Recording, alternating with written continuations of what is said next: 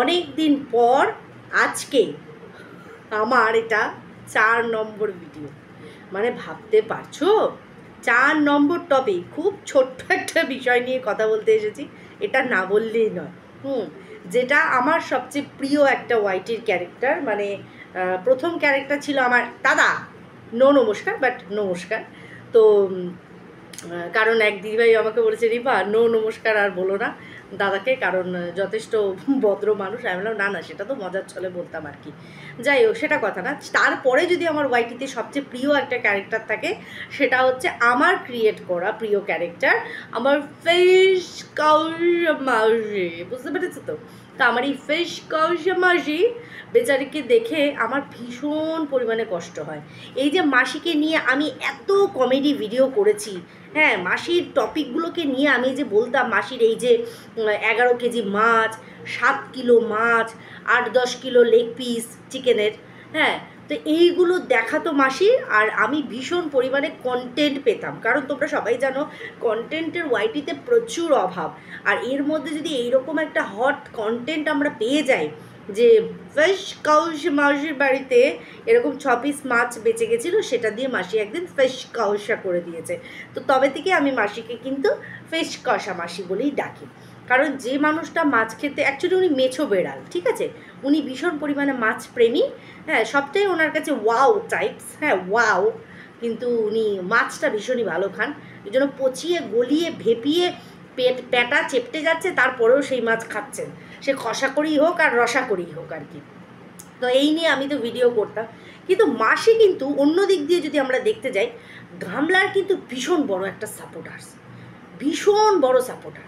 মানে গামলার হেন তেন যেন প্রকারে কোনো রকম দোষ ত্রুটি আমাদের মাসি কিন্তু দেখতে পায় না।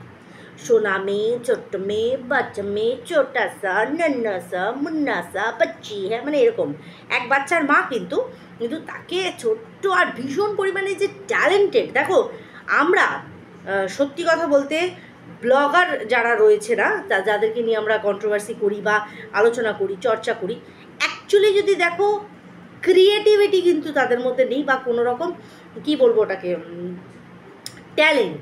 ট্যালেন্টেড কাকে বলি আমরা? যারা কিনা খুব সুন্দর ছবি আঁকতে পারে, যারা ভীষণ সুন্দর গান গাইতে পারে, যারা ভীষণ সুন্দর খেলতে পারে, ভীষণ সুন্দর ডান্স করতে পারে।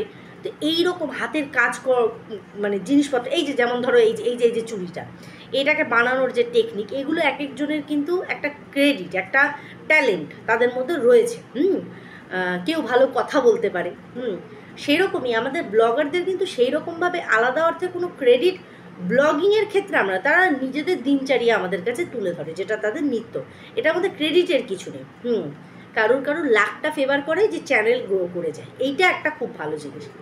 এবার সেই এইরকম ট্যালেন্ট বিষয়টা কিন্তু আমাদের ফিশ কাউসে মাসি আমাদের গামলার মধ্যে কিন্তু দেখতে পেয়েছে, তো ভীষণ পরিমাণে ট্যালেন্টেড মেয়ে। এবার আমি খালি ভাবতাম কী এমন ট্যালেন্ট আছে যেটা মাসি দেখতে পায়, আমরা দেখতে পাই না। দেখো, মাসিও স্বামীহীনা, না মানে স্বামীহীনা মানে স্বামী আছে, মানে স্বামী থাকে না আর কি।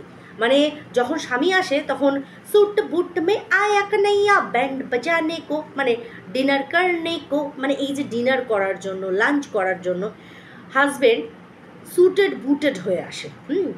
মানে যেরকম মনে হয় কোনো অফিস মিটিংয়ে গেছে, কোনো কনফিডেন্সিয়াল বিষয় আছে, যার জন্য কোনো মিটিং পড়েছে কোনো রেস্তোরাঁতে, খেতে খেতে মিটিং করছে, তো সুটেড বুটেড। নালে ফ্যামিলিকে যখন আমি টাইম দিচ্ছি, তো ফ্যামিলির মতনই যাবো, তাই না, ফ্যামিলির মতনই যাবো।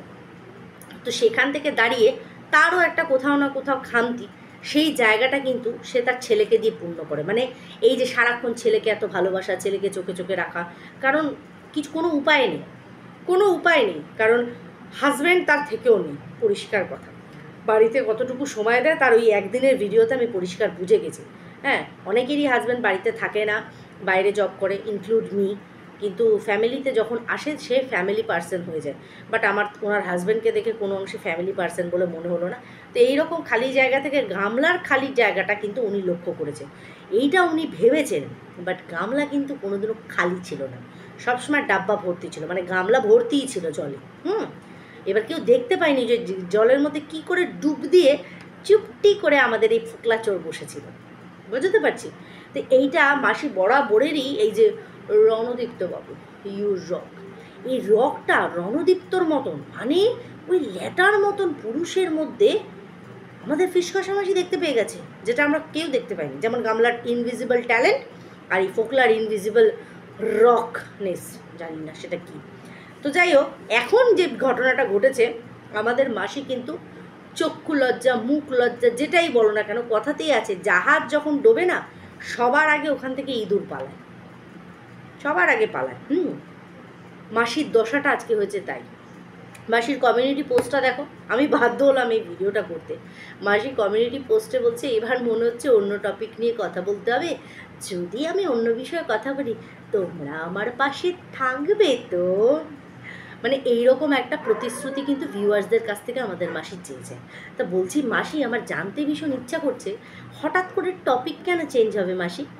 ওই লোকটা, রণদীপ্ত বাবু, ছোট্ট মেয়েটা, আহারে ওই বাচ্চাটা, আর ওই যে বুড়িটা যে সারাদিন খাটে, মানে শিলা দেবী আর ওনার হাজবেন্ড, হ্যাঁ, ওই বিষয়ে আপনার কোনো বক্তব্য নেই মাসি?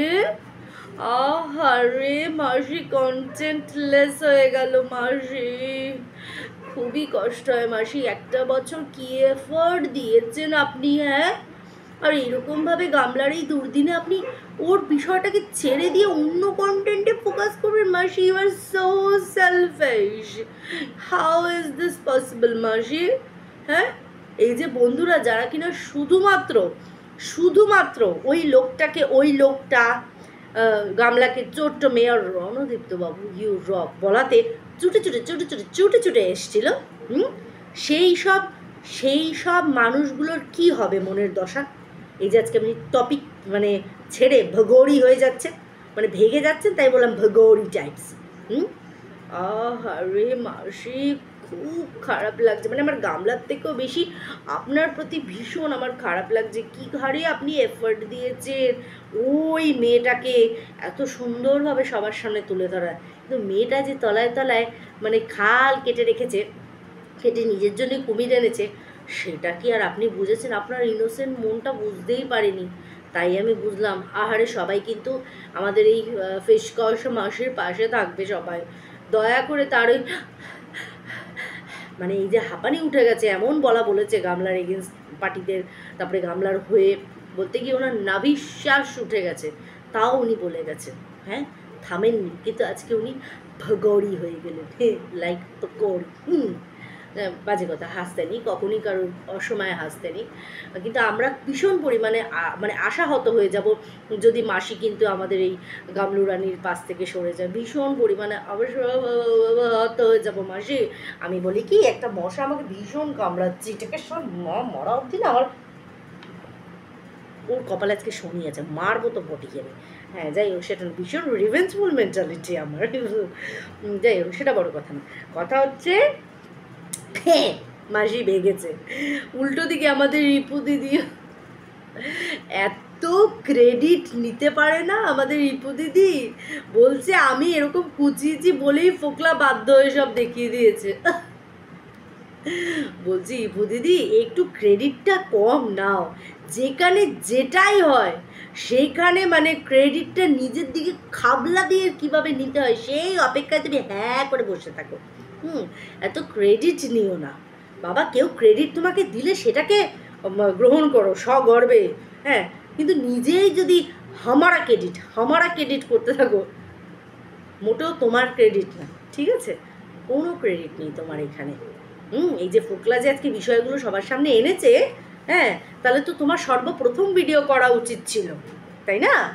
নিজের ক্রেডিটের বাহবা আমি দেখেছি বহু জায়গাতে, ওই যে আমি বলেছিলাম ওই জন্য ওইটা হয়েছে, ওই যে আমি করেছিলাম সেই জন্য সেটা করেছে। বাবা, তাহলে ভাবো, আগের দিনকে তো গামলা নিজের টাইটেলে জীবনে তো টক ঝাল দুটোই থাকে, বা উনি ব্যাস লুটাপুটি হয়ে গেছে, একদম লুটাপুটি, মানে ওনার চ্যানেলের নামের মতন টাইটেল দিয়েছে, পায় কে ওনারে আর, বিশাল সেলিব্রিটি, ক্রেডিট মাসি, ভুল কথা, বাজে কথা, কিন্তু আমাদের রিপু দিদি ক্রেডিট নিতে ভীষণ ভালোবাসে।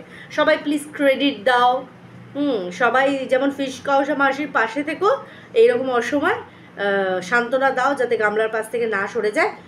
আর আমাদের রিপু দিদিকে সবাই ভরে ভরে ক্রেডিট দাও, ক্রেডিট ডেবিট সব দিয়ে দাও। যাই হোক, চলো বন্ধুরা, ভিডিওটা এখানেই এন্ড করছি। একটু মনে হলো যে মজার ছলেই করি, তাই ভিডিওটা করতে বসলাম। বাকি তো যা হচ্ছে যা হবে আগামী দিনে সবার সামনেই হবে। চলো, সবাই খুব ভালো থেকো, সুস্থ থেকো। দেখা হচ্ছে কাল আবার একটা নতুন ভিডিওর সাথে। ততক্ষণের জন্য টাটা।